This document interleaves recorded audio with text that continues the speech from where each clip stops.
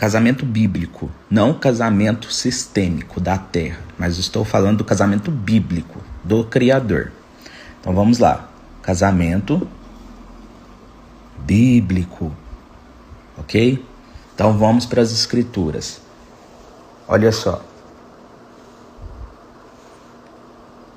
Gênesis 2, verso 24. Por isso o homem deixará o seu pai e a sua mãe, e se apegará à sua mulher, e eles serão uma carne. Voltando aqui para o quadro. Então, eu acabei de ler Gênesis 2, 24. Serão dois, uma só carne. Isto é casamento para o Criador. Esqueçam o vestido de noiva, esqueçam o smoking, esqueçam alianças no tocante, objeto, utensílio, anel. Esqueçam isso. Não tem isto dentro das escrituras. É isto que vocês têm que compreender. Então eu estou trazendo o que é o casamento bíblico. Então veja só. Por que o ato de dois numa só carne também é referido como acasalar?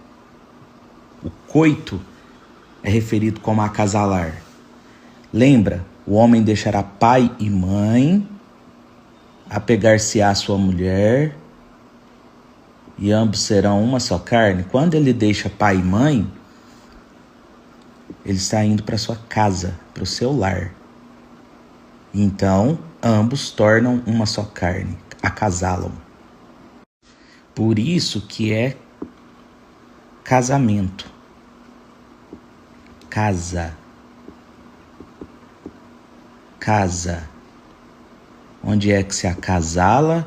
Onde é que se torna dois em uma só carne? Na casa. Essa casa vai virar um lar. Por isso que é acasalar. Casamento. Porém, Satanás, ele deturpou o sentido do real casamento bíblico, que é dois em uma só carne, acasalando, acasalar, em casa, casamento. Ele deturpou e entregou tão somente sexo.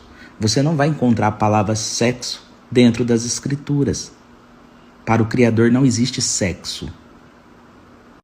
Satanás, que deturpou o que o Criador deixou como configuração para casamento, que é dois numa só carne, ele deturpou e entregou para a humanidade o sexo.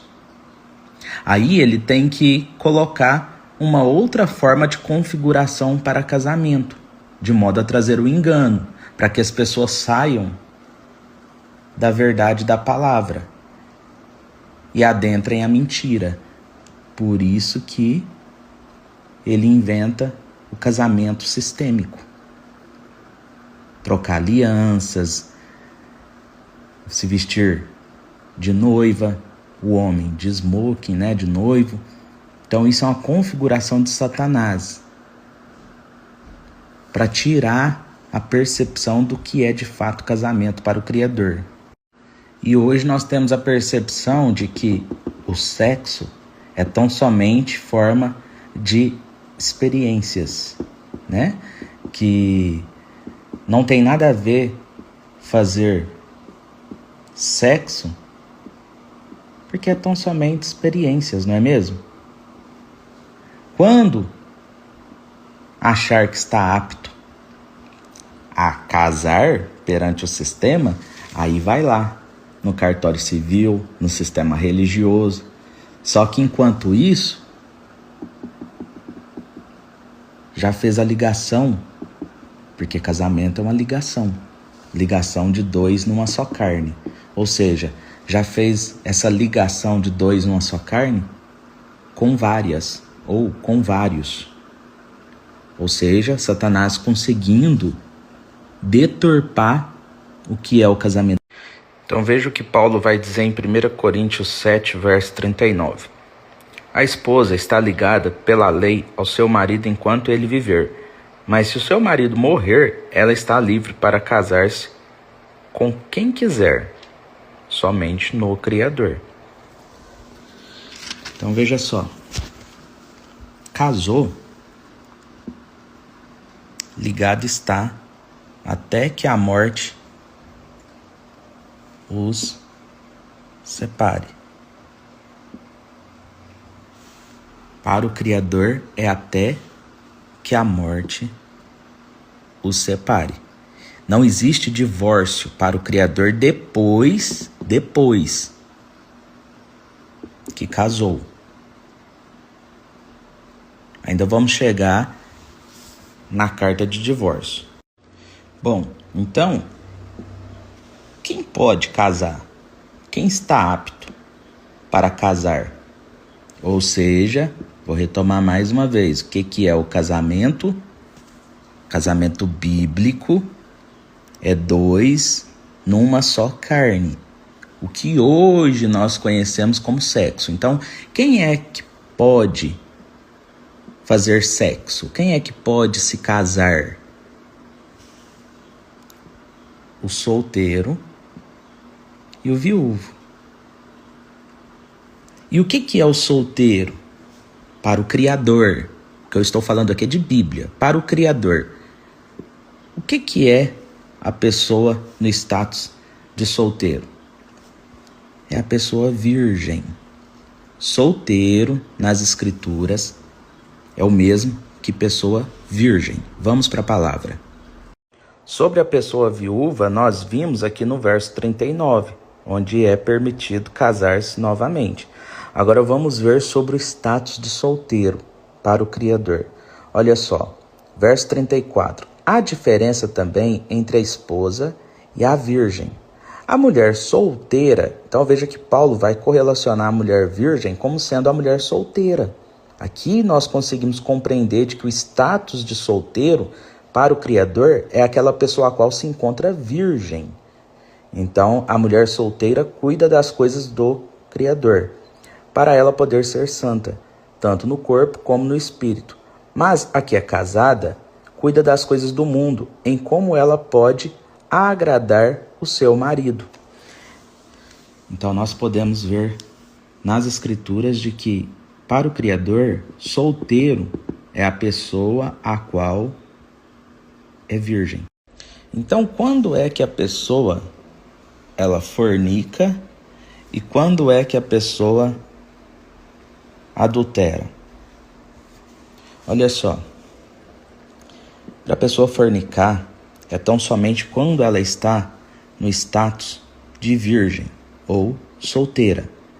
Solteira é igual a virgem.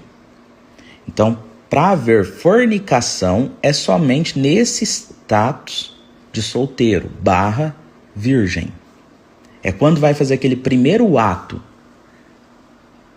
de dois em uma só carne que foi criado pelo Criador para celebrar o casamento, a pessoa faz de maneira sem este compromisso.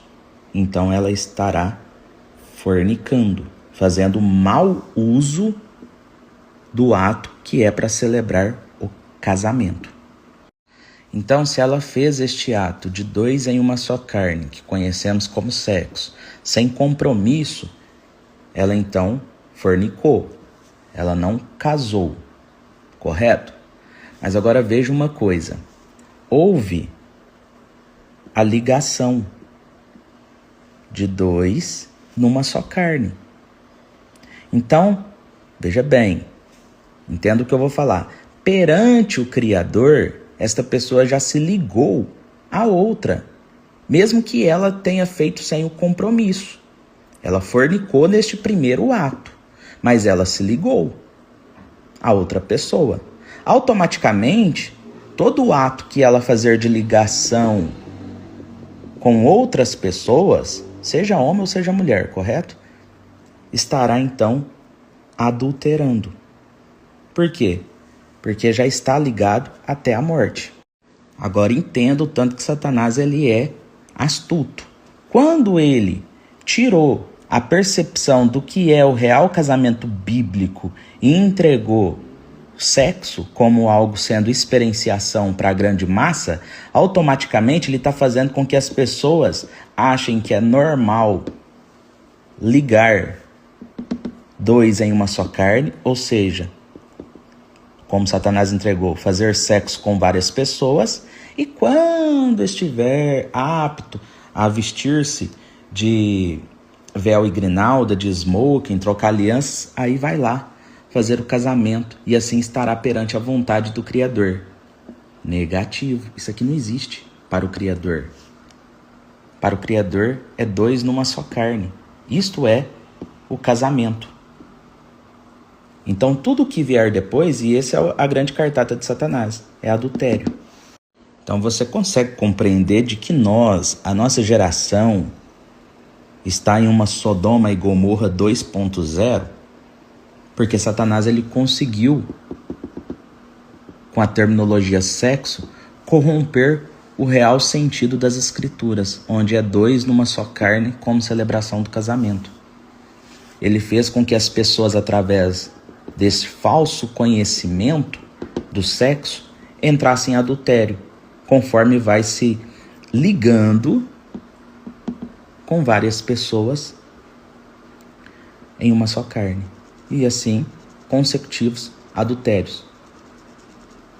Tá entendendo o que Satanás ele conseguiu fazer com a deturpação do real casamento? Por isso a importância de compreender o que é o casamento para o Criador, casamento bíblico, porque o casamento sistêmico não existe, é uma mentira de Satanás.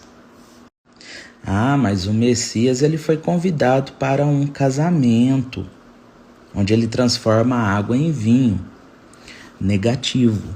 O Messias ele foi convidado para as bodas de casamento. Bodas de casamento. Que nada mais é do que festa de casamento. Ele foi convidado para a festa de casamento. Festa igual a bodas. Casamento é diferente de bodas. Por isso a importância de pesquisar versões bíblicas, pois esta Bíblia que eu tenho em mãos, ela traz que ele foi convidado para um casamento. Porém, a melhor tradução ou versão bíblica vai nos trazer bodas. Veja só. E ao terceiro dia fizeram umas bodas em Caná da Galileia. E a mãe de Yeshua estava lá. E também foram convidados Yeshua e seus discípulos para as bodas, ou seja, para a festa. Então há diferença entre festa de casamento, ou seja, bodas, e o casamento propriamente dito, pois o casamento é a concretização de dois numa só carne. É o momento que está havendo o acasalamento, o selar do casamento, o sexo. Então realizou o que nós conhecemos como sexo, que é a união de dois em uma só carne, casamento para o Criador, está se ligando, está selando o casamento.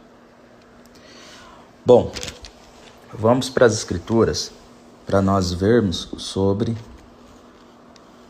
carta de divórcio, quando que ela é permitida. Olha só, agora sim, a versão que eu tenho em mãos, King James 16:11, tem uma boa tradução.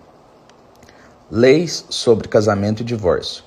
Quando um homem tomar uma mulher e a desposar, preste atenção nessa palavra desposar, e acontecer dela não encontrar benevolência aos seus olhos, por ele ter encontrado nela alguma impureza, então ele lhe escreverá uma carta de divórcio e a entregará na sua mão, e a despedirá de sua casa. Continuando. E depois que ela tiver partido da casa dele, ela poderá ir e ser a esposa de outro homem. Por quê? Porque eles não realizaram a ligação de dois em uma só carne. Eles estavam tão somente em fase de desposados, ou seja, compromissados. Agora vamos lá em Mateus, no nascimento do Messias, para que você compreenda que José iria fazer uso dessa prerrogativa da carta de divórcio de Moisés. Olha só. Ora, o nascimento do Messias se deu do seguinte modo: estando Maria, sua mãe, desposada com José, antes de se ajuntarem, ela foi encontrada grávida do Espírito de Santidade.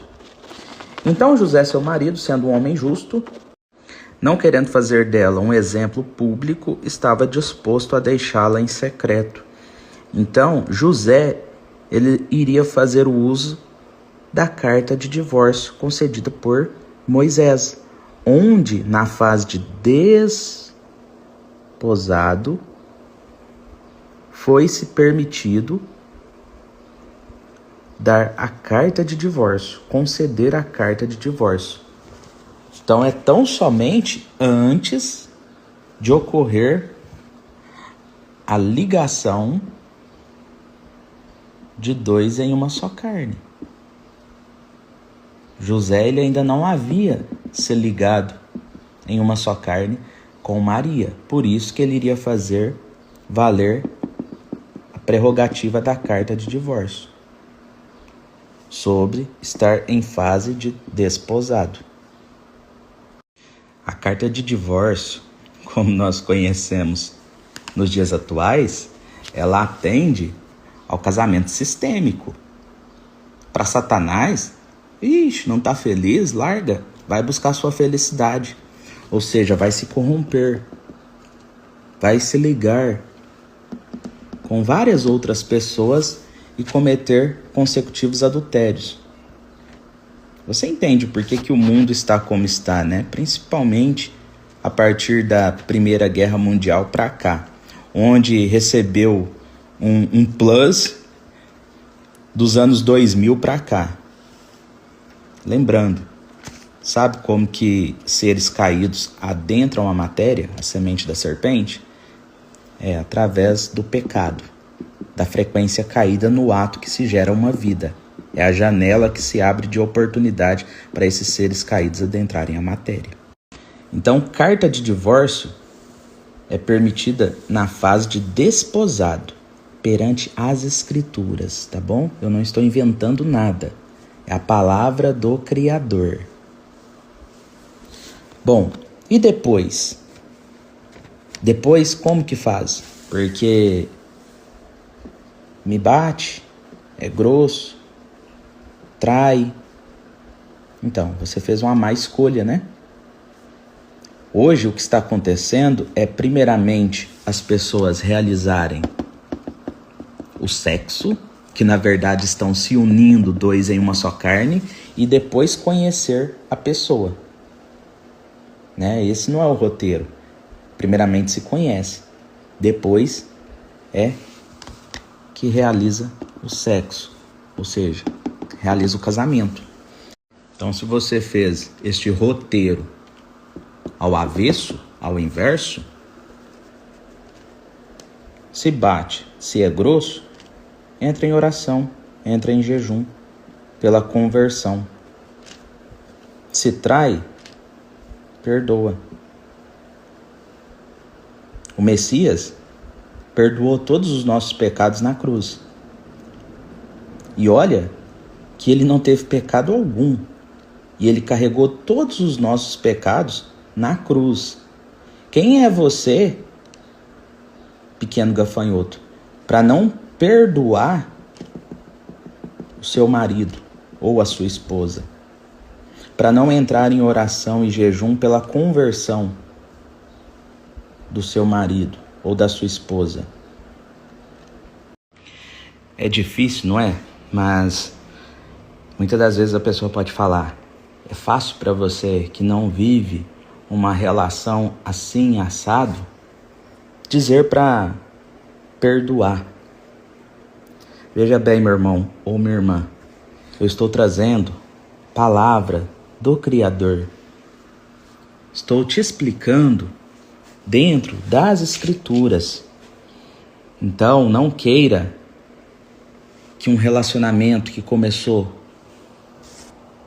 pelo sexo como experienciação, por atração física, depois você querer que as Escrituras se encaixem aos desdobramentos aos quais você não estava contando. Então, por isso a importância de, como homem ou mulher do Criador, entrar em oração, jejum, liberar perdão. Veja o que a palavra vai dizer em 1 Coríntios 7, no verso 10 e 11. E aos casados ordeno, não eu, mas o Criador, que a mulher não se aparte de seu marido, mas, se apartar, que ela permaneça solteira. Lembra que nós vimos há pouco que solteira é o mesmo que virgem. O que virgem não faz? Sexo, não é mesmo? Ou que se reconcilie com o seu marido, e o marido não deixe sua esposa. Então, no caso de se apartar, que não realize a conexão de dois em uma só carne com outra pessoa, ou seja, que não realize o que nós conhecemos hoje como sexo, mas que permaneça solteiro. Olha só, então para o Criador, já caminhando para finalizar, para o Criador, sexo é casamento. Este é o ato ao qual está selando o casamento para o Criador, unindo dois em uma só carne. Para o Criador não existe namoro. Você não vai encontrar a palavra namoro dentro das Escrituras. Então, se o seu filho ou sua filha, ai que bonitinho, está namorando. Para o Criador, se já realizou o ato inconsequentemente, casado está, mesmo conscientemente ou inconscientemente. Se foi tão somente por mera experienciação, fornicou. E se já se separou do primeiro ou da primeira namoradinha e já está no segundo, terceiro, quarto, por aí vai, já está adulterando, porque já se ligou àquela primeira pessoa. Muito cuidado, pessoal. Essa temática que eu estou trazendo hoje para vocês aqui novamente, e eu sei que é caçar para a cabeça, porque é uma temática que mexe com todos, ou 99,9% da população. E como estamos condicionados ao engano de Satanás, é difícil de a pessoa compreender o que é casamento. Ah, mas agora vem um questionamento. Mas e quando fala lá para ligar céus e terra, não é assinar papéis? Não, o ligar céus e terra é através do seu corpo. Você é uma alma que recebeu o Espírito, o sopro, a centelha de vida do Criador, para poder passar a experienciação na matéria através do corpo. Ou seja, o seu corpo te liga à terra. A sua alma, através da centelha de vida do Criador que faz a conexão céus e terra, corpo e alma, então a sua alma está conectada aos céus. O que você liga na terra, através do corpo, você liga também nos céus, através da alma.